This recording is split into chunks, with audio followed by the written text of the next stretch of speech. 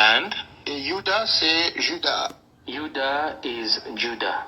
Donc les deux, ça formait le nom que nous avons maintenant, c'est le Soudan. These two words today are known as Sudan, the name of the country.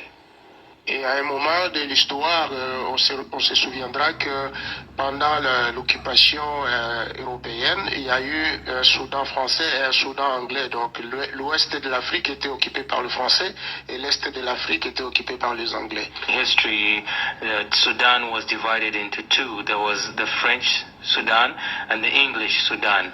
So the French Sudan was occupied by French and English Sudan was occupied by the English.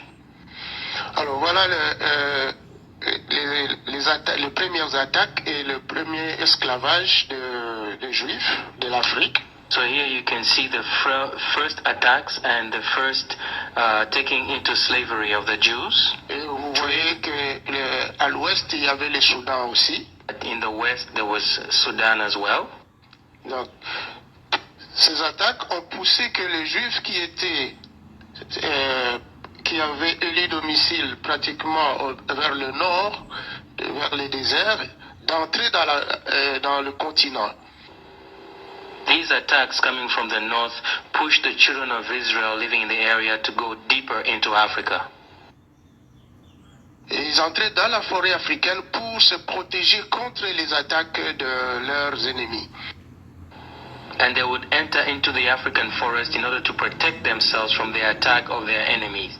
Voilà la forêt africaine où étaient entrés tous les Juifs qui fuyaient les attaques et les déportations de l'époque. So here is the African forest where all the Jews that were fleeing the attacks at the time were going into.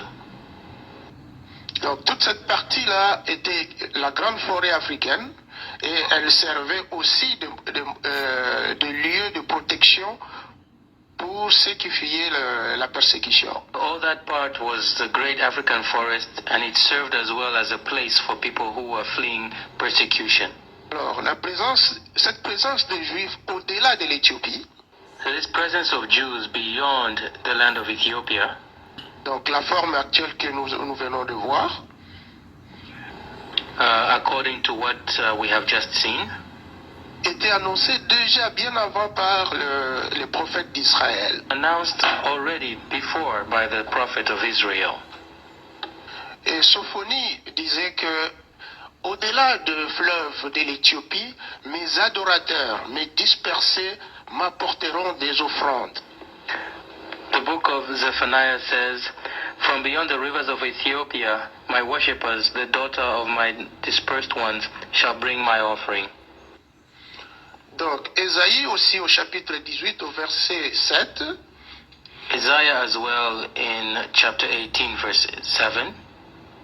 il nous annonce la même chose que au-delà de l'Éthiopie, les dispersés de l'Éternel apporteront à Sion les offrandes. He tells us the same thing that Zephaniah says. He says, "In that time a present will be brought to the Lord." Donc, ces deux prophètes ont annoncé la présence des Juifs qui étaient partis en Afrique et qu'ils allaient être localisés au-delà de l'Éthiopie. So both prophets announced the departure of Jews that were going to settle themselves in Israel and their place would be beyond Ethiopia. Donc, nous avons essayé maintenant d'analyser ces phénomènes pour voir si réellement ces Juifs sont en Afrique. So we try to analyze this phenomenon in order to see if really, truly, these Jews settled in Africa. Voilà là où ils étaient partis par rapport à la prophétie. This is where they went according to the prophecy. Donc le plus grand centre religieux était Shona, donc c'était le Sion de l'époque. So the biggest religious center was Shona, as you can see, in other words, Zion. Et dans la carte médiévale, on voit déjà qu'à l'époque médiévale, il y avait déjà le mot Juda dans les cartes géographiques. In the medieval period, you can see by looking at a medieval map that they already had a place, they had already mapped out places known as Bayuda on their maps. pouvez le voir à cet endroit-là, le vrai mot Juda. So you can see from the map here the word Judah.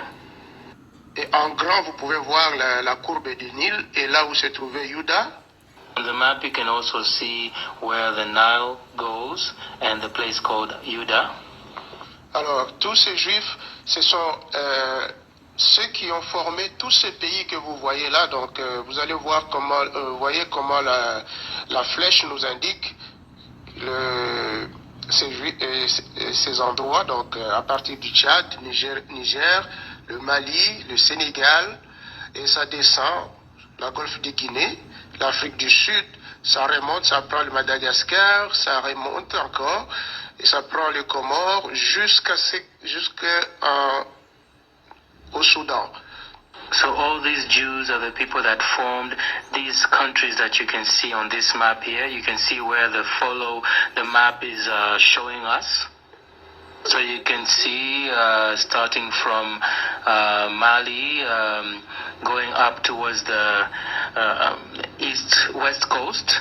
Vous allez remarquer aussi les noms qu'ils ont amenés depuis Israël jusqu'au centre de l'Afrique. You will also notice the names that were taken from Israel and given to different places all the way down. Vous allez voir Yémena, Djamena, Guémena au Congo. You will see Yemena, Jamena, Gemena in the Congo area. Vous allez voir Dar es Salaam. We'll see Dar es Salaam vers le Yémen et Dar es Salaam aussi vers l'est de l'Afrique. In the Yemen area. Et ceci nous montre les grandes migrations qui ont amené ces noms et les ont implantés là où ils avaient occupé. This shows the huge immigration of people coming down southwards and coming down deeper into Africa.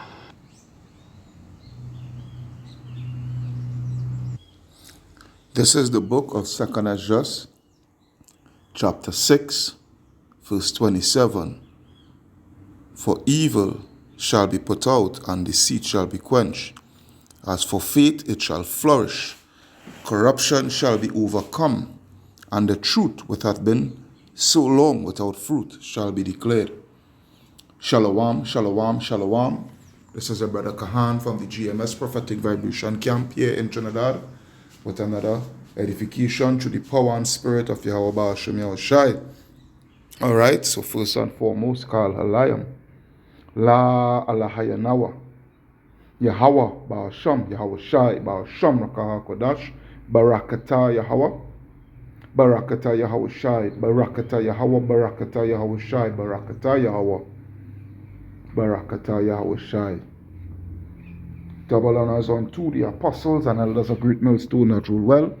Peace and blessings and salutation unto the brothers who preaching and teaching this truth through the four corners of the earth, risking their lives and their freedom to do so now more than ever. Shalom unto the speckled Israelites, and shalom unto the very few but faithful Akwatian. The title of this lesson is The Receipts Are There to Show. Alright, the receipts are there to show. Okay?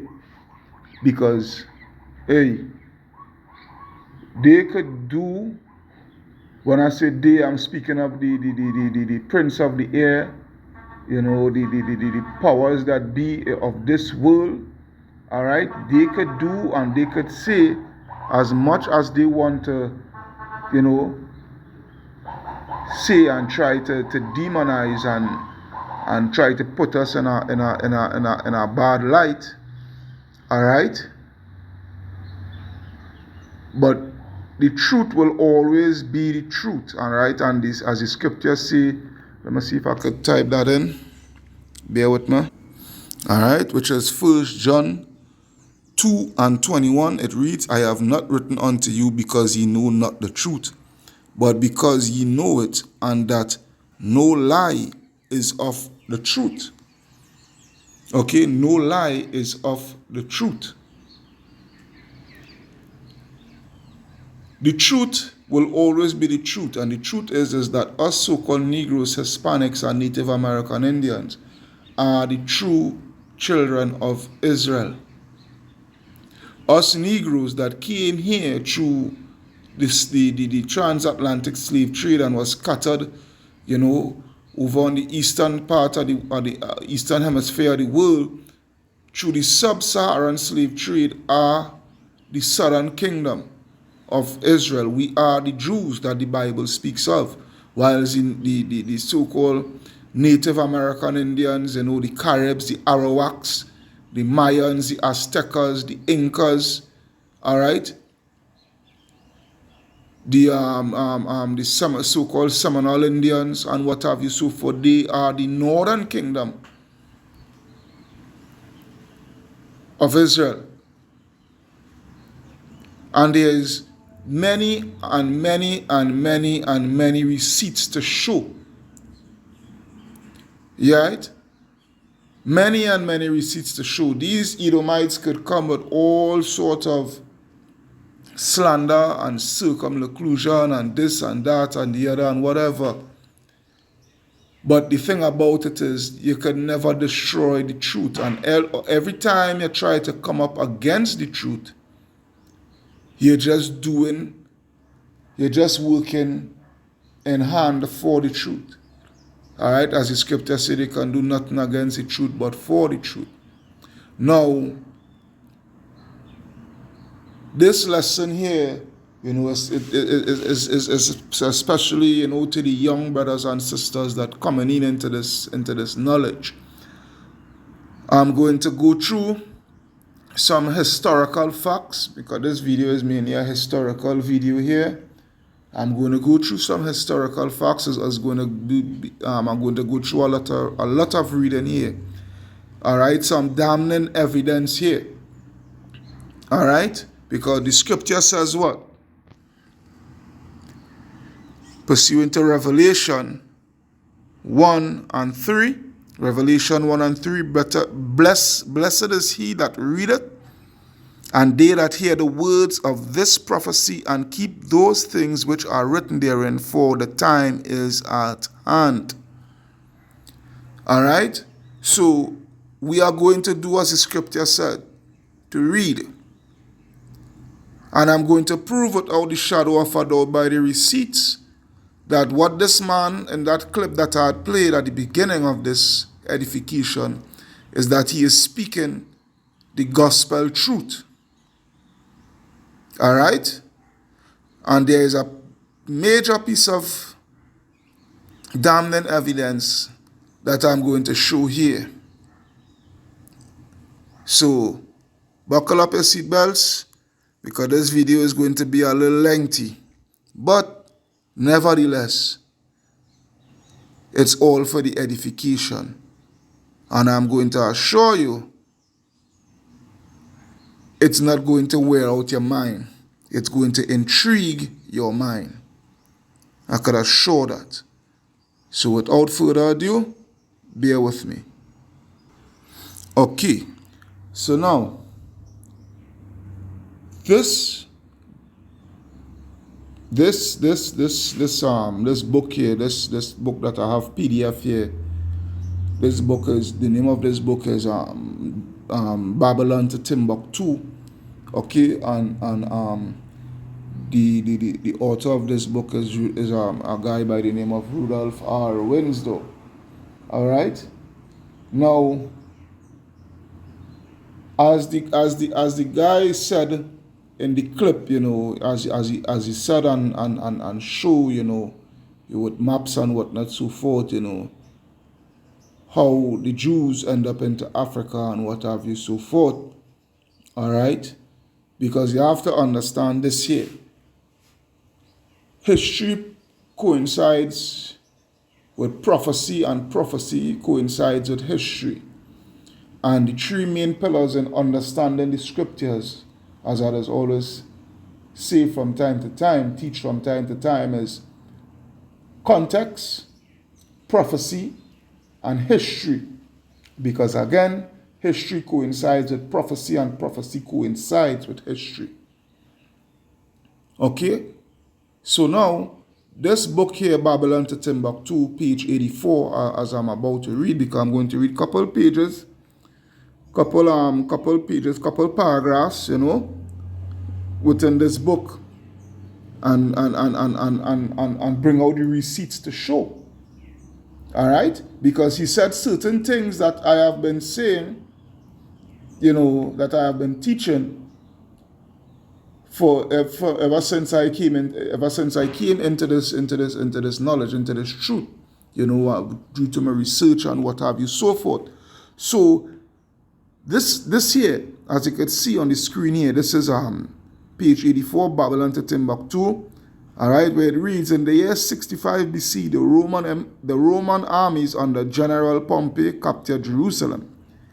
In 70 AD, General Vespasian and his son Titus put an end to I will rather read it verbatim. Jewish state, but we all know not Jewish, it's Jew or Israelite, all right, to the Israelite state, all right, with great slaughter. During the period of the military governors of Palestine, many outrages and atrocities were committed against the residue of the people. All right? During the period from Pompey to Julius, it has been estimated that over 1 million Jews fled into Africa.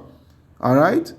Over 1 million Jews fled into Africa, fleeing from Roman persecution and slavery. The slave markets were full of black Jew slaves. All right? So what you have to understand is this, okay? We fled into Africa, fleeing from Roman persecution. All right? We fled into Africa, fleeing from Roman persecution. When the Romans came against us and what have you, so forth, all right, a lot of us fled into Africa because, again, it goes back to prophecy. All right? It goes back to prophecy. Where, bear with me, I will show the prophecy. Bear with me. All right, now this is the prophecy here of us having to flee into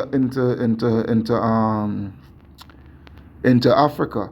All right, because 40 years after the death of the Messiah, all right, is when 70 AD come to be fulfilled, that which is this prophecy here, which is Luke 21:20. And when ye shall see Jerusalem compassed with armies, all right, then know that the desolation thereof is nigh.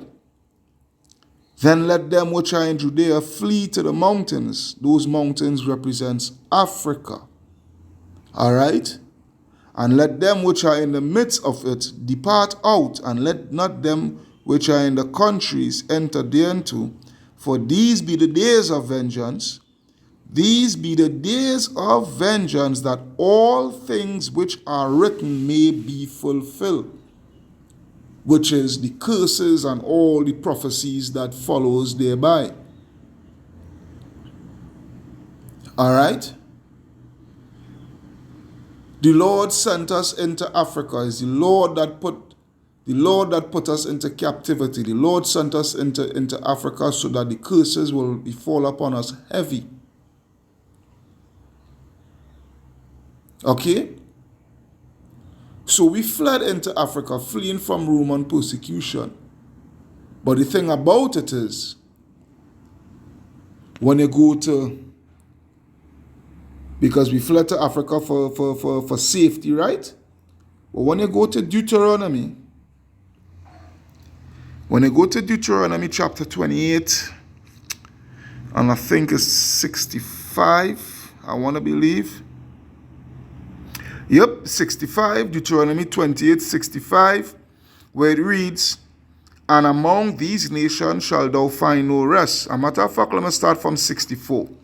Deuteronomy 28, 64, and the Lord shall scatter thee among all people from one end of the earth even unto the other, and there thou shalt serve other gods, which neither thou nor thy fathers have known, even wood and stone. And among these nations all right, which we have been scattered to throughout, thou shalt find no ease. All right, among these nations shalt thou find no ease, neither shall the sole of thy foot have rest. But the Lord shall give thee there a trembling heart, and failing of eyes, and sorrow of mind, and thy life shall hang in doubt before thee, and thou shalt fear day and night, and thou shalt have none assurance of life. Okay? And these things transcended more so when we fled into Africa. Because when we fled into Africa, what you have to understand is that we didn't went straight to the west coast of Africa when, as soon as we fled into Africa. No. As I've always been saying, and this man just reassured what I have been saying. When we fled into Africa, we fled, we was mainly occupying northeast Africa. You know, places like certain places within Egypt and Sudan and Ethiopia and what have you. But because of persecution, the persecution, we fled into Africa, fleeing from Roman persecution. Oh no, it did not stop there. All right? Because what you have to understand, from the beginning of our existence as a nation, we have always been in war with those Hamites, which is the native Africans, the true Africans, the sons of Ham. We have always been in war with them. When you go through the scriptures with the account of David and Goliath, Goliath who was a Philistine, all right? Who you think were the Philistines? The Philistines, they were the sons of Matazariam, which is the Egyptians. The Philistines were so-called Egyptians, all right? The Amorites and the Hittites and all of them, the Hivites, the Girgashites, they were so-called African. They are so-called African. All right?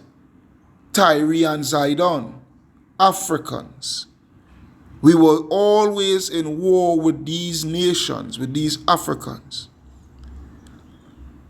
And because of those persecution and being in wars with these Africans and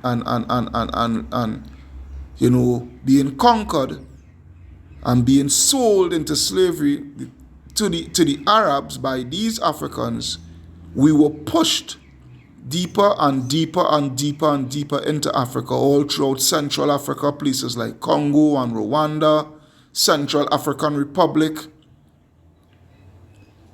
All right? Until we reached to the far end of the west coast of Africa.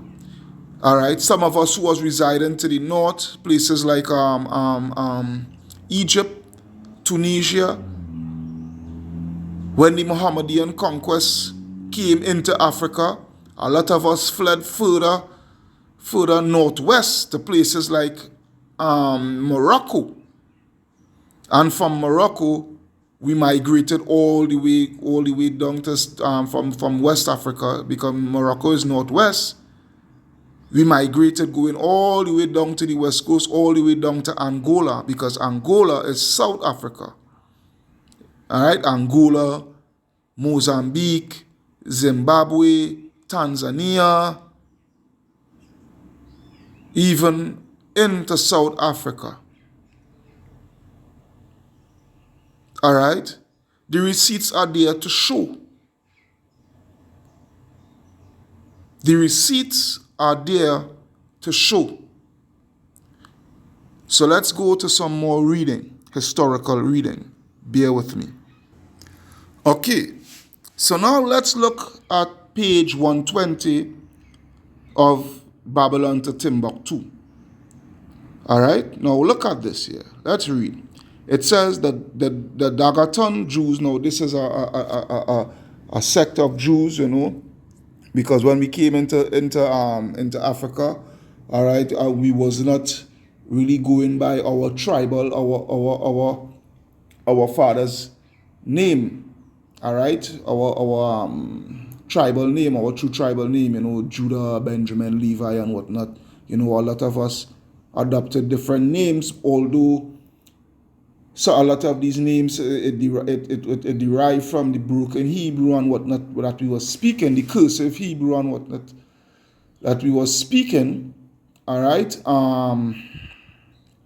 Hence, I get the a lot the like the Ashantis and the Igbos and the Yoruba or Yaraba, the Mandingo, the Bantus, whatnot, so forth. We end up adopting such names.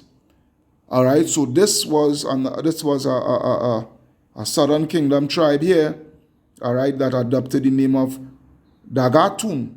All right, so it says the Dagatun Jews are scattered in clans through many caravan route oases of the Sahara and the Sudan.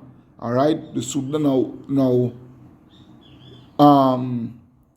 so the Sudan is an Arabic word for dark. I think it right in the same book, so if you could get it, but for time's sake, you brothers and sisters could download the book PDF, this book PDF, and do your own reading, or even purchase the book hard copy and do your reading and research and whatnot, so forth. All right, but the word Sudan is an Arabic word which means dark, and the whole of Africa was called the Sudan because why? It's the land of the darks, the dark races. So it says, Goodby, who was a historian, all right, says the word Dagatun means traders. They are located near Timbuktu, which is modern day Mali, and hundreds of miles northward. They are also found east of Timbuktu and Gao.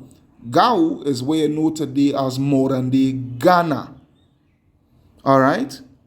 The two main factors that motivated the Jews to penetrate into North Africa were commerce, all right, and persecution. Persecution. Also, these two factors impelled them to migrate into Central Africa, which is known as the Sudan. All right, because as I said,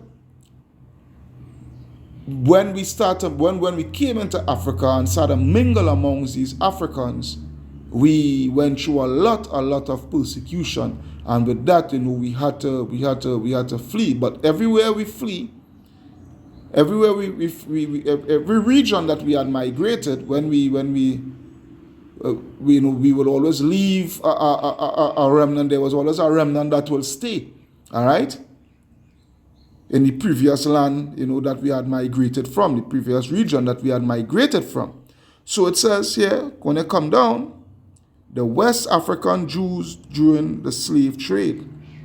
Now it says the Jews who migrated to the Sudan from the north converged with the Jews migrating from the eastern Sudan to the countries of the Niger River, which is Nigeria and its surrounding regions of Senegal, Mali, Benin Republic, Guinea, Equatorial Guinea, Guinea-Bissau, Gambia. I think Gambia is central. All right. I think Gambia is Central Africa. All right. Ivory Coast. All right, which is Cote d'Ivoire. Niger, Mauritania, these places. All right. Because you have to understand, we was fleeing from these Africans who was waging war against us, conquering us, and selling us to the Arabs. And the Arabs, in turn, start to sell us throughout Asia, throughout places like China, Japan, Cambodia, Thailand, East India, and whatnot so forth. Yeah? So it says, it is a known fact. Yeah? It is a known fact that the Jews and its heritage, I ain't saying Judaism, because Judaism is a religion that anybody could join and is witchcraft, but our heritage were in Africa 1500 years before Islam. All right? Because 1500 years after we came into Africa, that's when the sub-Saharan slave trade commenced. All right? So it says here, and that everywhere the Arabs went, the Jews were there. All right? The Jews guided the Arabs and Moors into Spain and acted as interpreters. All right, because the Moors, they were actually Israelites that converted to Islam and what have you. All right, so let's see. When the Muslims came into the Sahara, they found the Jews stationed on all the trade routes, and I can positively say that they were Mohammedan. That way, Mohammedan is currently prevailing in the Sudan, where Judaism once had been dominant. All right. So it says here, there's much proof and still much more to be revealed by scholars. Yeah, there's much proof and still much more to be revealed by scholars that there existed prior to the slave trade and subsequent to it many Jew tribes, colonies, and kingdoms in West Africa. Yeah? In West Africa. This is what it is. Okay? I don't think I need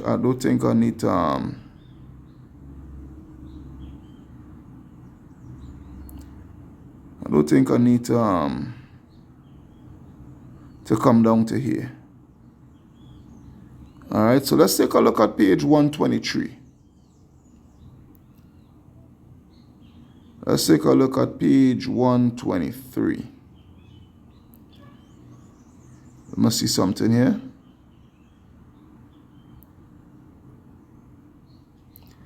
No, I don't need to thing here. I could come right here. So it says here, this is page 123. Let's take a look at page 123. Page 123, it reads, like the Jews in America, some of the Jews of Guinea don't remember their original nationality. Because why? Due to prophecy of Jeremiah chapter 17 and 4, where the Lord said that we would discontinue from our heritage and whatnot, so forth. All right, so it says here, this deplorable ignorance is attributed to various causes. And let's see, what are those causes that the Jews in the children of Israel, all right, over here in the Western Hemisphere, both Northern and Southern Kingdom, why they don't know or even acknowledge who they truly are, their true identity, their true nationality. So it says the first one is the fall of Hebrew kingdoms. 2, the lack of communication with Jews' educational centers. And 3, which is most important of all, intense persecution. All right? Intense persecution and the deliberate blotting out of the mind their true nationality. Because as I always say, the persecution that we went through during slavery here on the Western Hemisphere was not for us just to be the best cotton pickers and cane cutters and coffee pickers and planters and whatnot, so forth, cocoa and coffee and what have you, and best cotton pickers. And no, it was for us, it was to wipe us clean, wipe our memory clean from generation to generation of who we truly are. They know, these so-called white men know what they were doing. All right? They know what they were doing. They know the diabolical scheme that they were perpetrating, that they were carrying out. They knew it. All right? This is why now that we are coming back to our heritage, coming back to our identity, seeing that the Bible is our book. They are passing laws and legislations to what? To ban the Bible. Because they consider it hate speech. But the Bible is not a book of hate speech. It's a book of facts. A book of truth. A book of righteousness. A book of the children of Israel and none other. All right, so it says, thus Nahum Shlout said this about the Islamized Jews he met, which was those who converted to Islam. All right, a lot of us during the sub-Saharan slave trade converted to Islam by force, by the sword, by the way of the sword. Choose Islam or die. Yeah, choose Islam or die. A lot of us. All right. Ishmael had done us a lot. Castrated our men and what have you, so forth. Hey, the kind of wickedness Ishmael done to us. But anyhow, that's for another time. In most cases, these Hebrews by race, and Muslim by faith, right, seek to hide their origin, which has become a burden to them. In another example, the persecution of the Jews in Portugal, which goes into the Spanish Inquisition, was so ruthless and frequent that Cecil Rhodes tells us the Jews did not divulge to their children the secret of their religion until they had attained the age of reason. The Hebrew religion is such that, the Hebrew identity is such that if you deny your heritage, all right, you will eventually deny your nationality. And this is what had took place with us. The sociologists and psychologists know, and history has proven that if you deny your culture and nationality over a long period of time, you will totally forget a true process of assimilation. You understand? This is what it is. This is what it is. Yeah? Now I'm going to read one last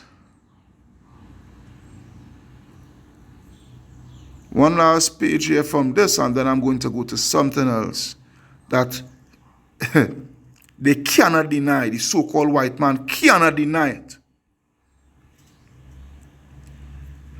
Bear with me. Let us read this last one here, page 90. I'll go into. Let me see. No.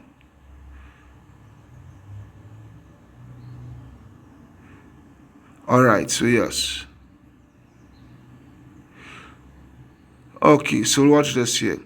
All right, so this is page 90. It says, by what factors can we explain the emergence of the Hebrew hegemony and leadership over the indigenous tribes? The indigenous tribes is speaking about the Africans. All right, the true Africans. The answer is simple. The Jews came into the Western Sudan from northern and eastern Africa. Yeah, northern and eastern Africa, because as I said, we didn't flee to the west just so. No. We flee to the west because of persecution. We came down from the north and from the east. All right, we came from the north and from the east. A lot of us, when we fled from 70 AD, we fled to Yemen, and from Yemen we ended up remigrating to Africa. All right, because of what? Persecution. But there are still a lot of our people that is in Yemen. All right, that is in Yemen to this day. All right? As a result of a chain of commercial, this is the reason why, as a result of a chain of commercial and persecutory migrations, all right? The Jews had settled among the most civilized people throughout the ages. They adopted new methods from other people. Yeah, that's how we end up starting to learn blasted voodoo and all this sort of nonsense. All right? Yeah, that's how we start to end up learning voodoo, because we mingle amongst these nasty dogs, these Africans. All right? And start to learn voodoo and whatnot, so forth. Yeah? And that was our greatest downfall, idol worship. All right? So it says here they adopted new methods from other people and left their material, educational, and moral imprint among the people with whom they resided. Right? We teach a lot in these nations. Hey, the Hamites, the Egyptians and whatnot, how you feel they got to know about science and mathematics and whatnot, so forth, so forth. It's Abraham, our forefather, that taught them that. Yeah? We teach, we are the salt of the earth, man. All right, so it says, where are we reach here? All right, so it says the Jews imported into the western part of, let me see. No, it's not their way. They adopted new method, blah, blah, blah, blah, moral imprint, which they had resided. For many centuries, the Hebrews had to employ great, all right, for many centuries, the Hebrews had to employ great physical and psychological initiative. They could not afford to be complacent or apathetic. They were hated. So apathy could mean cultural stagnation or death. All right? The Jews imported into the western part of Africa a superior material, educational, and moral culture soon after 300 AD. And this cultural advancement was not duplicated or exceeded until the ascendancy of the Mohammedan leader Mansa Kakan Musa of Mali, all right, because he was an Israelite. Mansa Musa was an Israelite that converted to Islam. In 1312 AD, in the 3rd and 4th centuries, the Africans on the west coast did not possess the cultural superiority of the Africans of the north and east coast. All right? So, now, I'm going to go to something else here now. Bear with me. Now, we are going to read about a guy. All right? We are going to read about a guy. This is some notes that I had taken down a good while back, a long while back. You know, I had brought it out on the streets, street teaching maybe once. You know. But hey, the Spirit put me to incorporate it here in this lesson as I was preparing for it last night.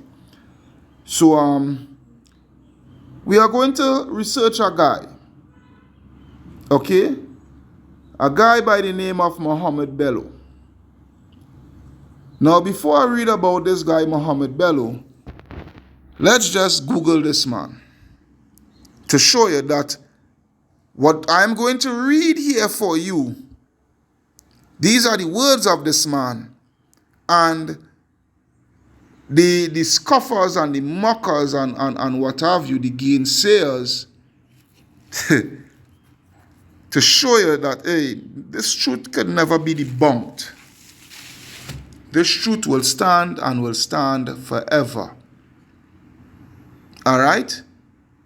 Now we're going to research this guy to show you that this man actually lived. All right? This man did walk the face of the earth. And we're going to see what this man had to say. We're going to read what this man has to say.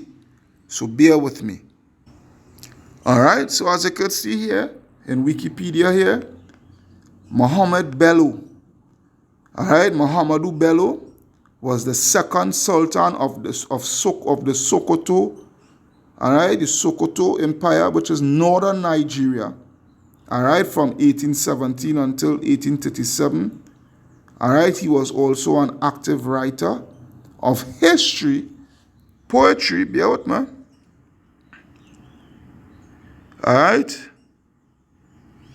He was also an active writer of history, poetry, and Islamic studies. He was the son of and primary aide of Usman Dan Fodio, the founder of the Sokoto Caliphate and the first Sultan. During his reign, he encouraged the spread of Islam throughout the region, increasing education for both men and women, and the establishment of Islamic courts. All right, he died on October 25th, 1837, and was succeeded by his brother Abu Bakr Atiku and then his son Aliyu Baba. But anyhow, Muhammad Bello was a man that did live. So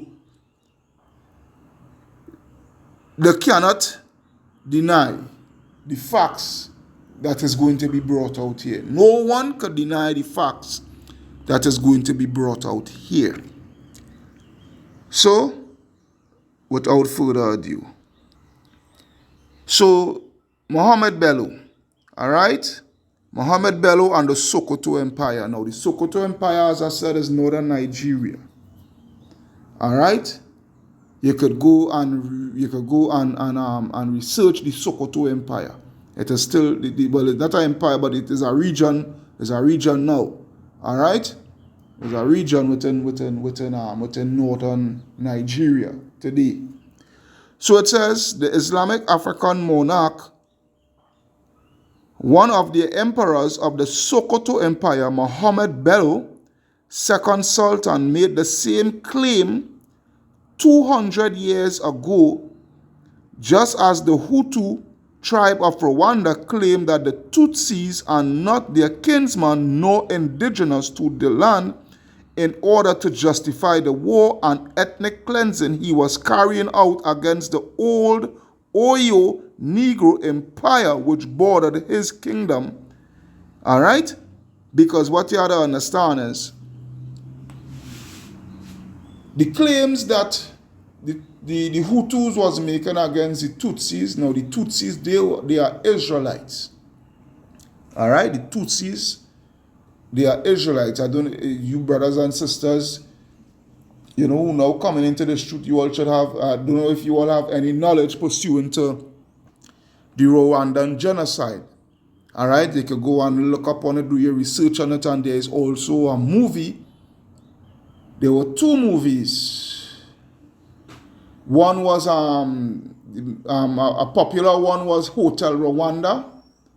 All right, with Don Cheadle. I think it was Don Cheadle. Yeah, Don Cheadle was the star of that movie. And another one was a day in April or something like that. So let me see. Bear with me. All right, this is the movie here. This is the movie. Sometimes in April. Now, all these things had to come out. All these things, I had to bring it out. All right. The Idris Elba, whatever his name is, or Idris Elba, whatever his name is, he was the star of this movie here. This is also another good movie to watch. All right. Now, I have my reasons why I come to it. All right, because when you go back to what I was reading, where it says Muhammad Bello was making the same claim 200 years earlier just as the claim that the Hutus was making against the Tutsis and what have you, stating that they are not native to the land and what have you, so forth, in order to justify, because that was the justification that the Hutus used against the Tutsis, to wipe us out. All right? And it's the same thing 200 years earlier that Muhammad Bello was using, all right, in order to justify the persecution that he was doing against us, all right, to sell us onto the so-called white man as slaves and what have you, so forth. So it says here, in which some Europeans was desperate to find the source of so many slaves coming to the Western world and the west coast of Africa before being shipped to the Americas.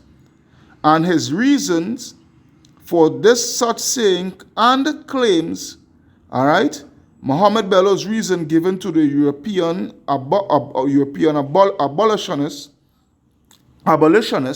for enslaving his neighbors was that they were not Africans, all right, they were not Africans or Hamites at all, even though they were so-called black. All right, because what you had to understand is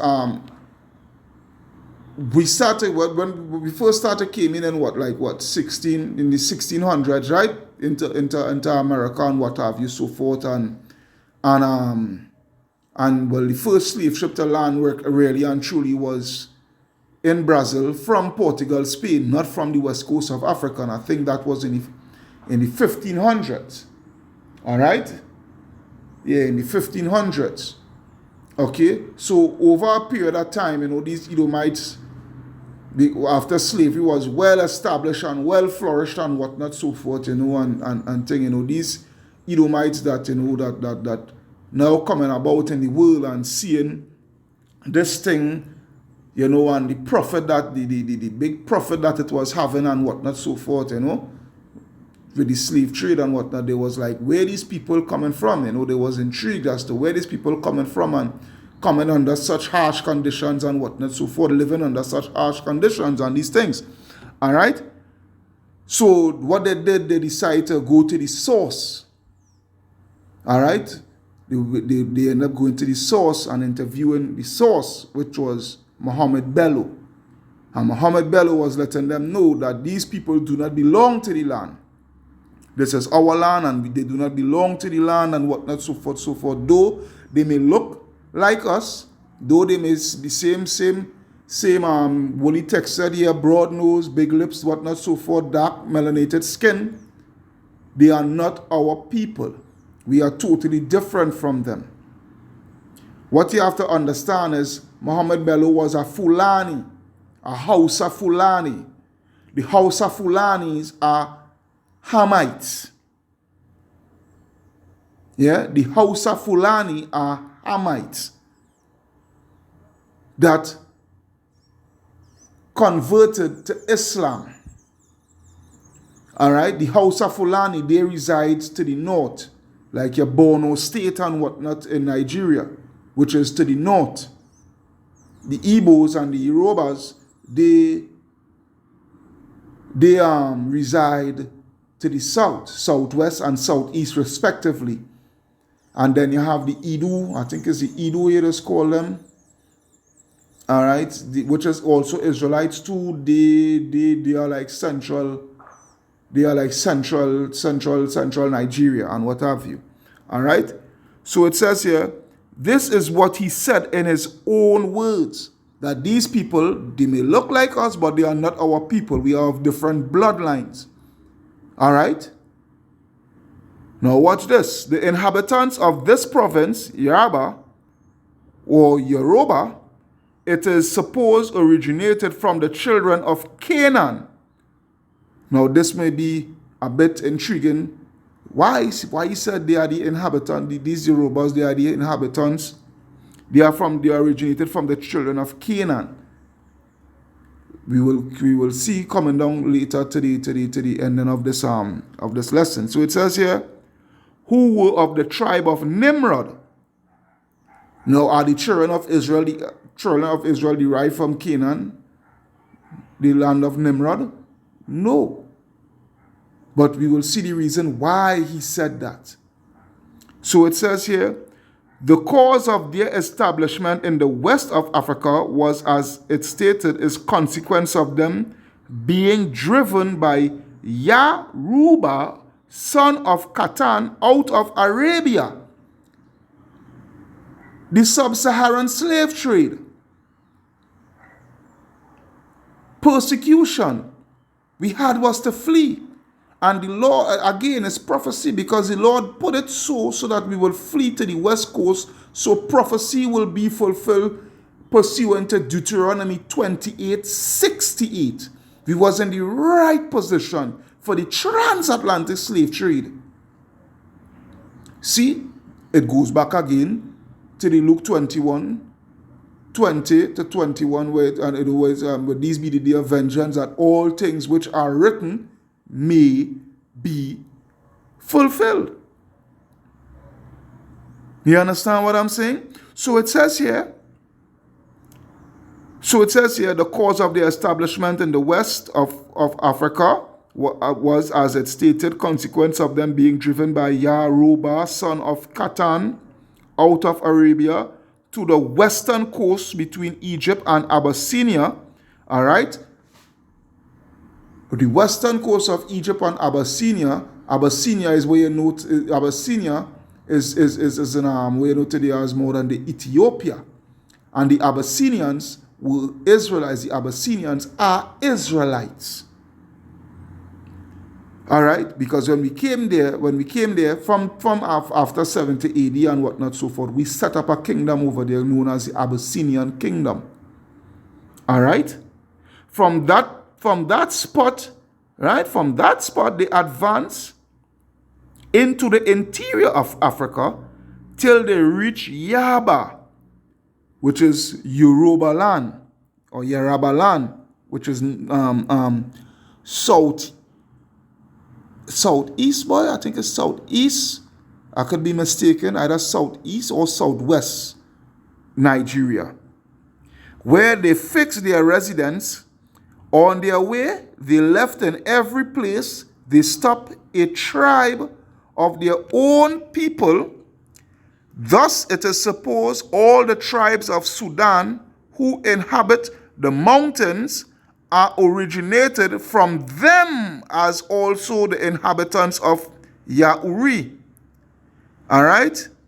In Fakul, Mysuru of Sultan Muhammad Bello. Muhammad Bello claims the victims of the old Oyo Negro Empire. Negro, because you have to understand this. The word Negro, when you go to Acts 13, all right? Let's go to it. Let's go to it. Acts 13, you know what? I will think it here.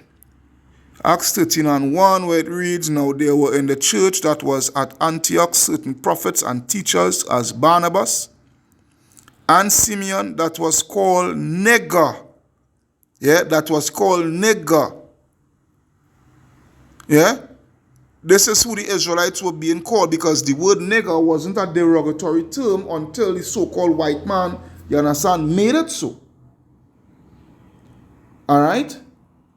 But the word nigger, it just means dark. All right? Just as the word Ethiop, which is a Greek word, it just means dark. All right? But it's the white man that made it into a derogatory term. All right? And Lucius of Cyrene and Manaen, which had been brought up with Herod the Tetrarch and Saul. All right? So that is why I said the old Oyo Negro Empire, right? Because that was our empire, our territory. All right. That's why when I go through, when I do your research and whatnot, so forth, from the slave trade, you will never see when it's time for auction, when they're advertising auctions, all right, for slave trade and whatnot, so forth. You would never see Africans for sale, but you would see what? You would see Negroes for sale, because there is a big total difference between the Africans and the children of Israel. All right, by the way of Exodus 11:7, let's go to that. Exodus 11:7, but against any of the children of Israel shall not a dog move his tongue against man or beast, that you may know how that the Lord doth put a difference between the Egyptians and Israel. The Lord put a difference between the Africans and the children of Israel. All right, we may look the same by the way of features, okay, but we have different traits about us, different customs, and what have you, so forth. And most importantly, we have a different bloodline. Yeah, we are of a different bloodline. Okay, so going back. Okay, so it says here, going back, so it says here, Muhammad Bello claims the victims of the old Oyo Negro Empire, even though they are dark-skinned people. Now, this is the words of this man. This is the words of this man. All right?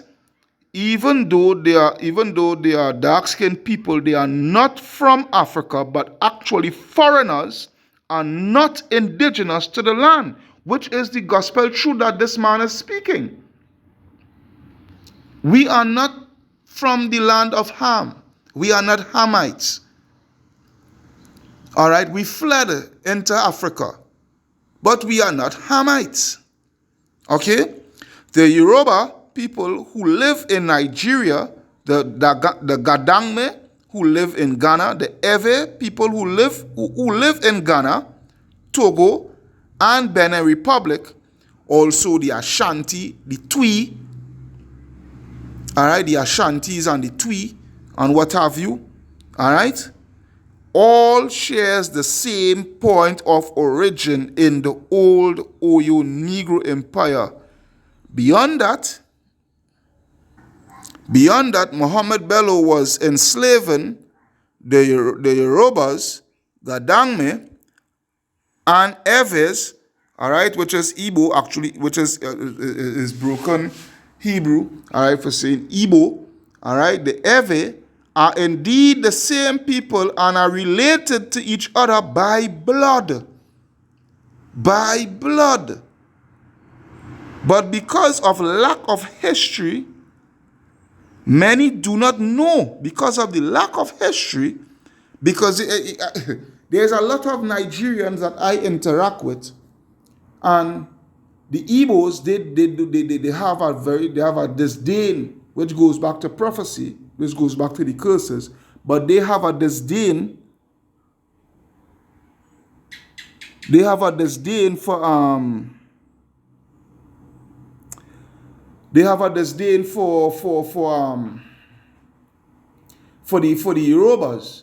Likewise, the Yorubas, they have a disdain for the Igbos and what have you, so forth. And the Igbos, they know that they are Israelites, they know that they are Jews, but they claim that the Yorubas and the Ashanti and whatnot, that they are not Jews. All right. So you see, so it says many do not know this basic truth. All right. Eveo, which is Hebrew people, which goes to Iba in Genesis. All right. Muhammad Bello kept stressing. All right. He kept stressing to the Europeans that the Ewe people are not Africans. So the question lies, where did this people come from? To find answers to these questions, we must turn to the Torah. More precisely,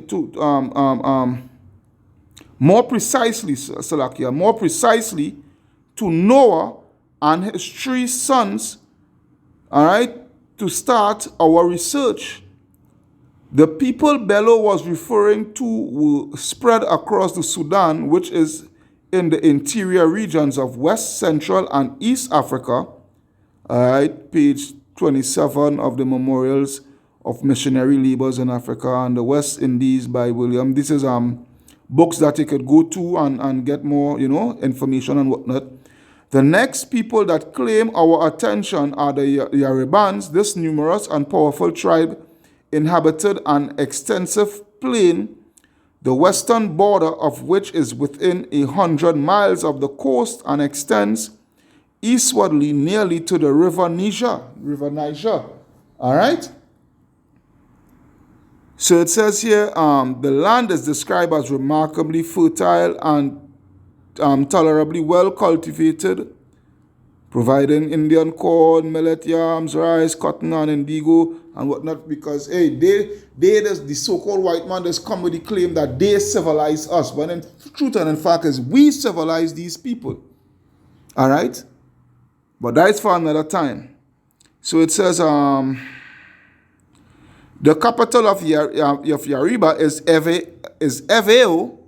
The people of Dahomey, which is in modern day Benin Republic, who are kinsmen to the Yaraba, knew them by their true or proper name, Eveo, in which Europeans struggle with the pronunciation of the name. For example, Sir Francis Burton, commenting on the struggle to pronounce the name Eveo, the word Eo, has greatly vexed West African writers before the days of Clapton and Landa. All right, I don't go through all that day, right? So it says the history, Dahomey, 1793, given us Yahoo from Snellgrave, Oeo. The Evo people migrated 300 years ago, 3,000 Salakia, 3,000 years ago when the Babylonians destroyed their kingdom along with ancient Egypt.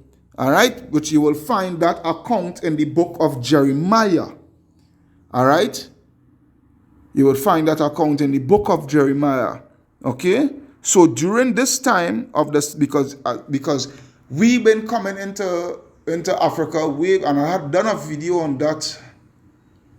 I don't know if I still have it on this channel or if it get all deleted altogether when YouTube had took down or terminated my original channel. But it says here, yeah,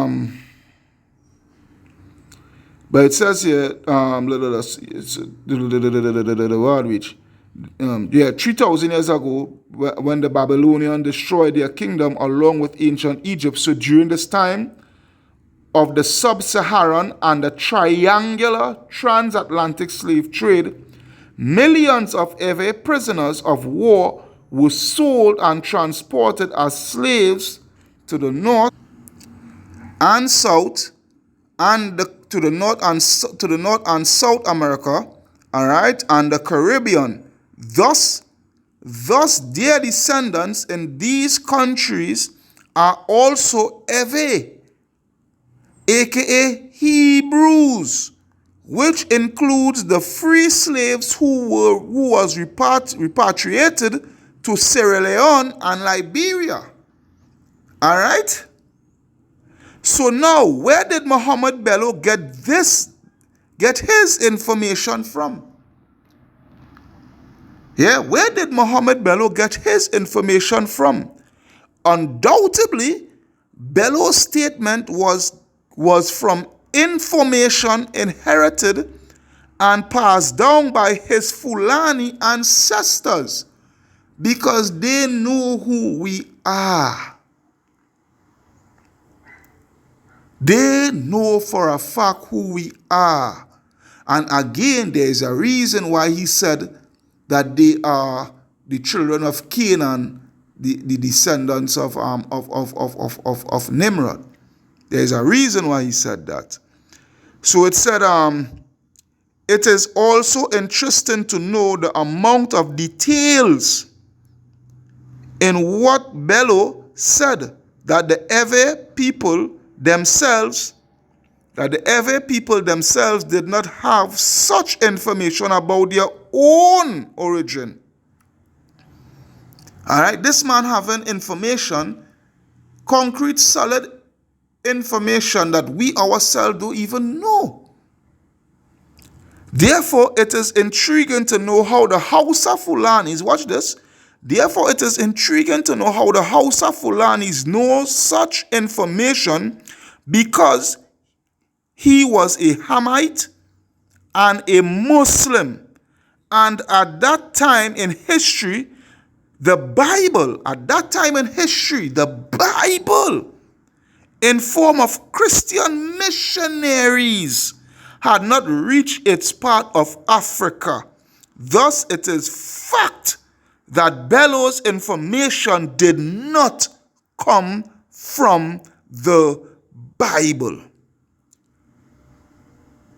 Yeah, it did not come from the Bible. The Book of Muhammad Bello Statement was published in 1826. At this time in history, no independent proof of the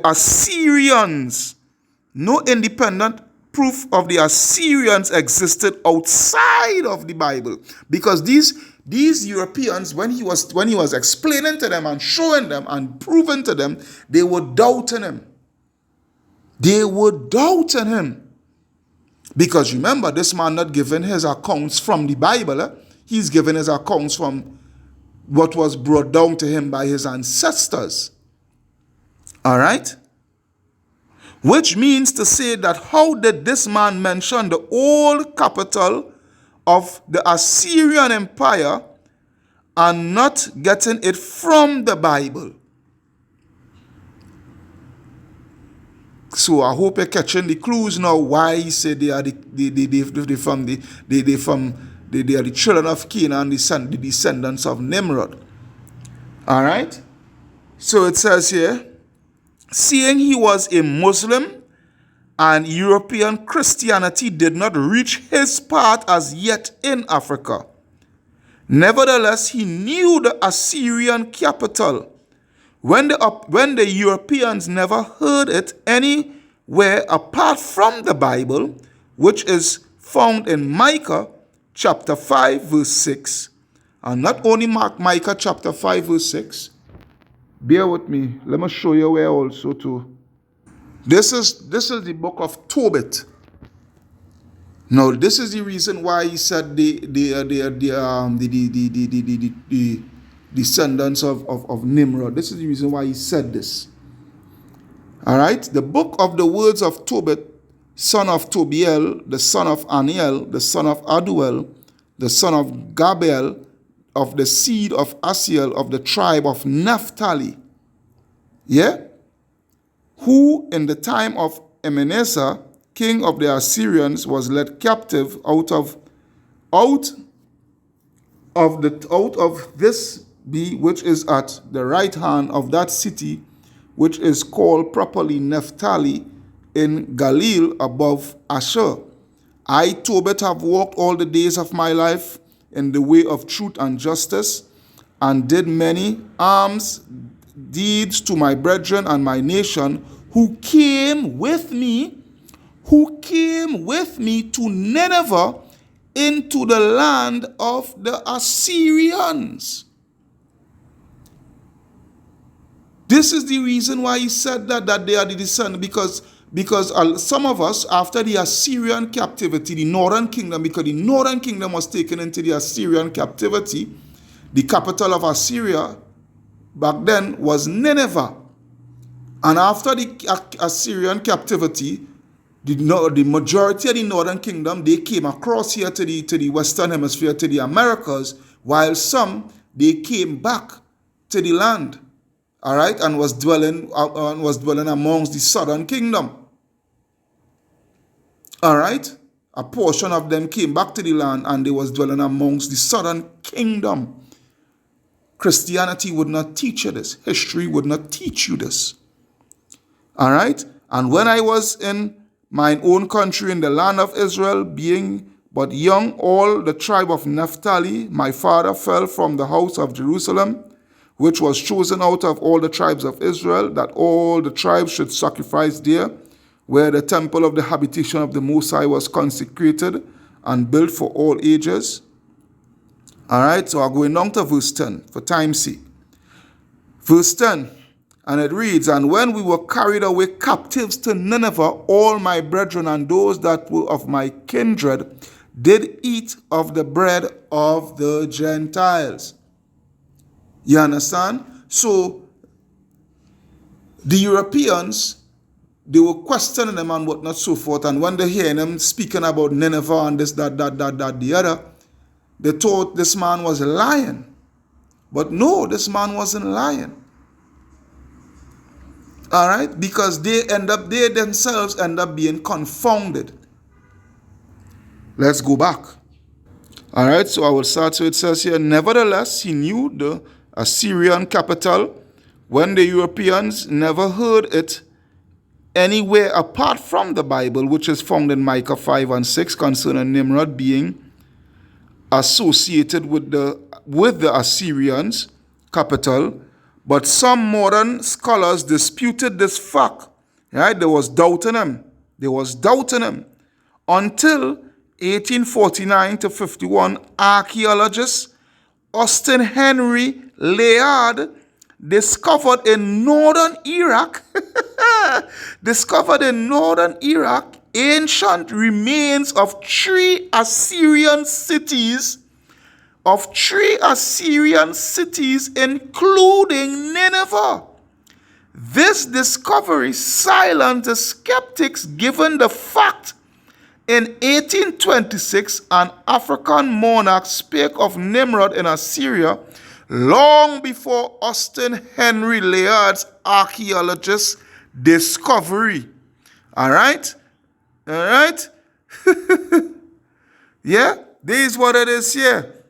And I'm going to go to the scripture that I had written down. All right? This is 1 Ezra 4 and 38. It reads, as for the truth, it endureth and is always strong, and liveth and conquereth forevermore. All right? The receipts is there to show.